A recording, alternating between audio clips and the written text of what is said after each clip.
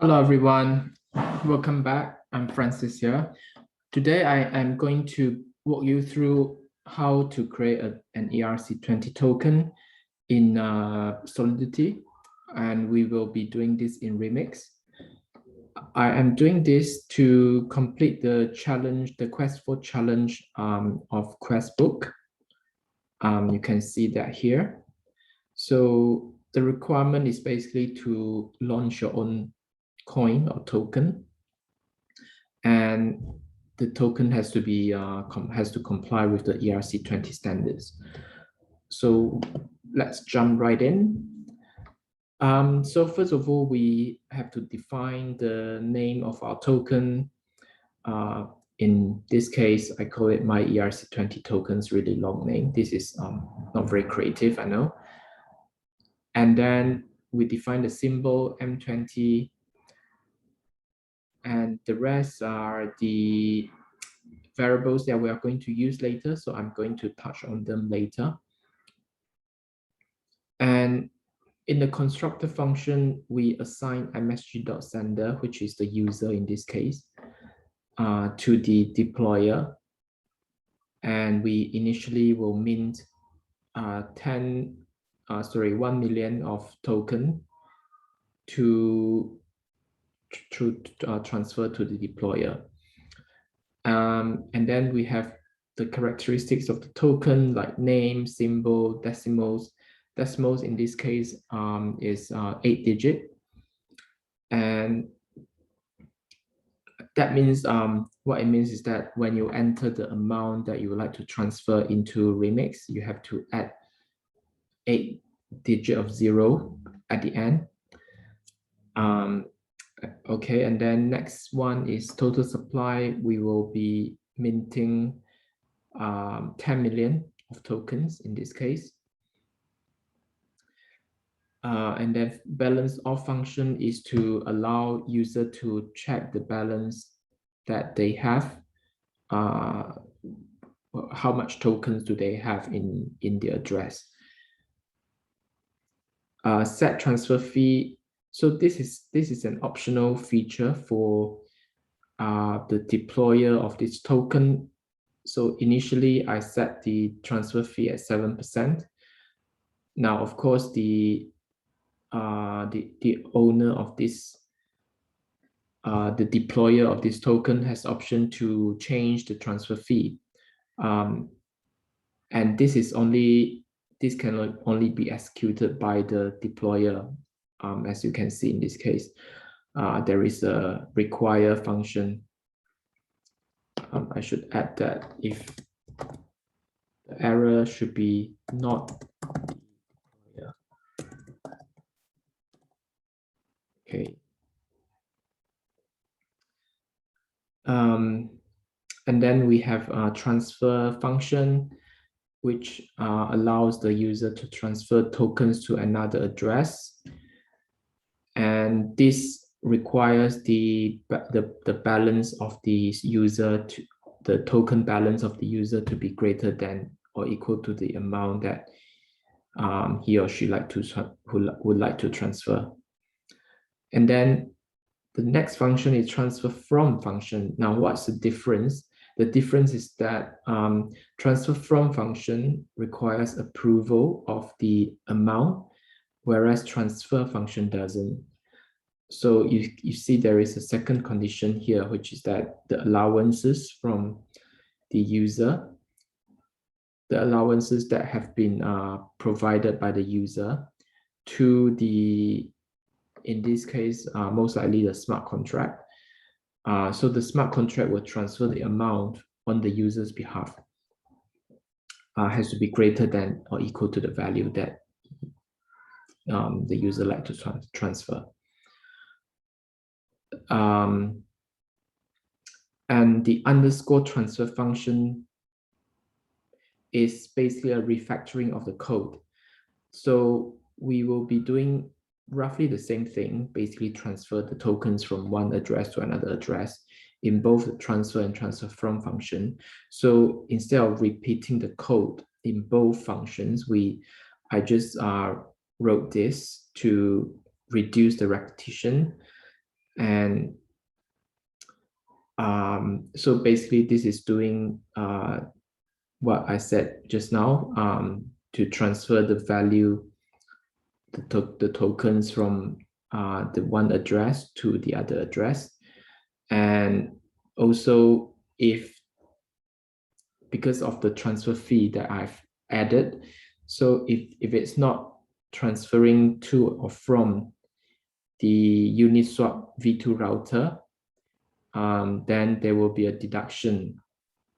So if I want to transfer to another address, which is not a Uniswap v2 router, there will be a deduction of fee of 7% of the transfer amount. So the recipient will not receive the full amount of the transfer in this case.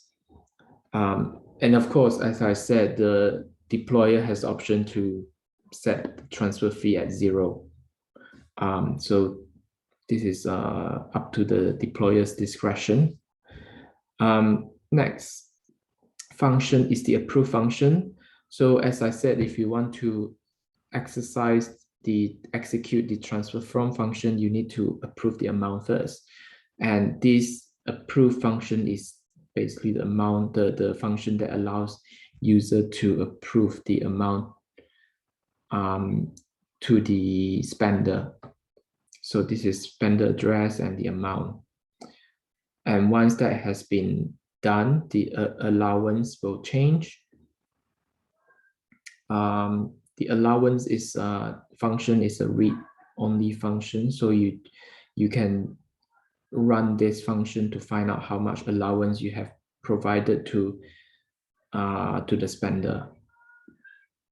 And then we have the mine function. So what this mine function does is that every 10th block there will be 10 tokens created to be claimed. So a user can claim 10 tokens if at every 10th block. And this function has 3 conditions. The first one is to make sure that the rewards or tokens at 10th block, every 10th block, has not already been mined. So if it's already been mined, then obviously you can't mine again. And then also check that the block number is every 10th block. And also check that the total minted is less than the total supply number. So as I mentioned just now at the top, we have a maximum total supply of 10 million. So when this maximum supply is reached, then this mine function will no longer be minting any new token. And then the next two is really for the read-only functions for users to check the current block number and whether the amount, the tokens have been mined at the block. Okay, with that, I will now deploy the function.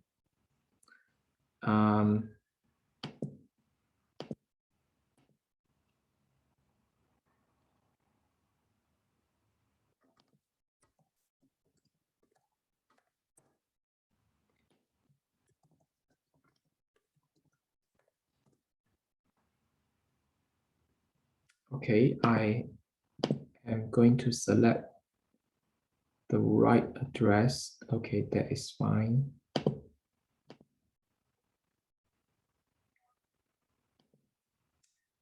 I am going to deploy to the Ring-B network. This is an Ethereum testnet. So I have already got some fake ether. This is fake ether, so that I am able to deploy to the testnet. So now I am going to deploy it.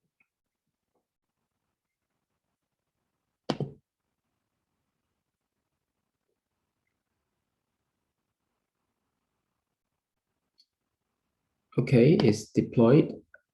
We have the contract here.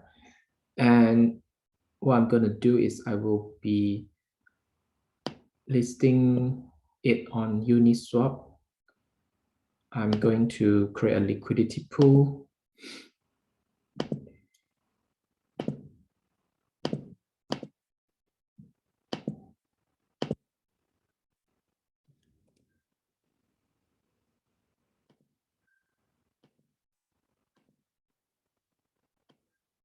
I have to connect my wallet first. Okay.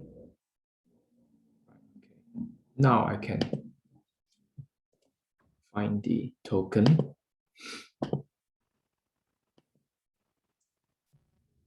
A liquidity pool. I just set it at 500. Give it a wide range because usually at the start there is very little liquidity, so give it a wide range.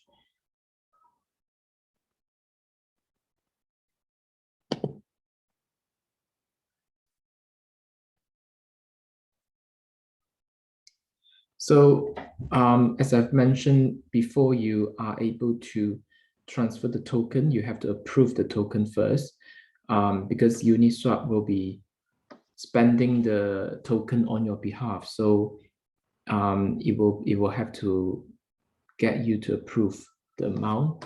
And once you have approved it, you can now add liquidity to Uniswap and create a liquidity pool.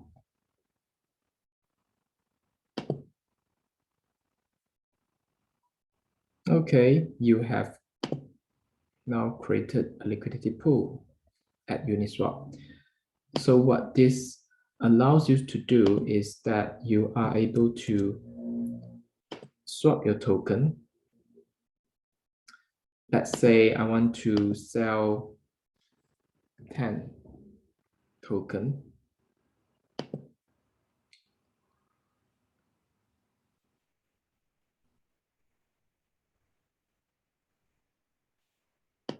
So first I have to approve the amount first.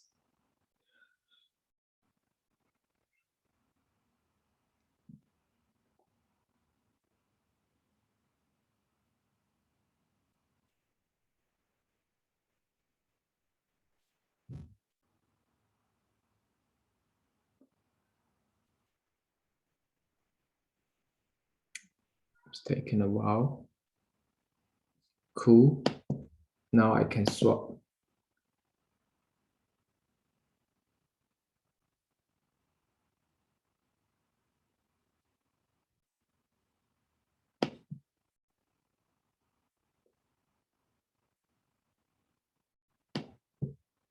Okay.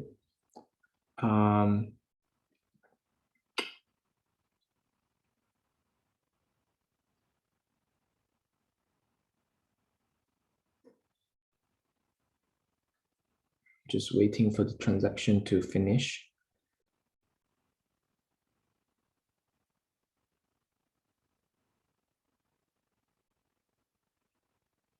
Right, it's finished. So we can now check on Etherscan Ring-B testnet to see that the transaction has indeed been processed.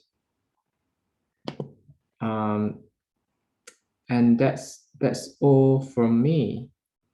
So you have, just to recap, you have learned how to create an ERC20 token and created some functions that allow you to transfer the tokens and mine the tokens, and also list it on Uniswap to create a liquidity pool. And with that, you will be able to buy or sell the tokens on Uniswap, or you allow other users to also buy and sell the tokens. Thank you very much for watching. Please let me know if you have any comments or questions, and I'll see you again next time. Thank you. Bye.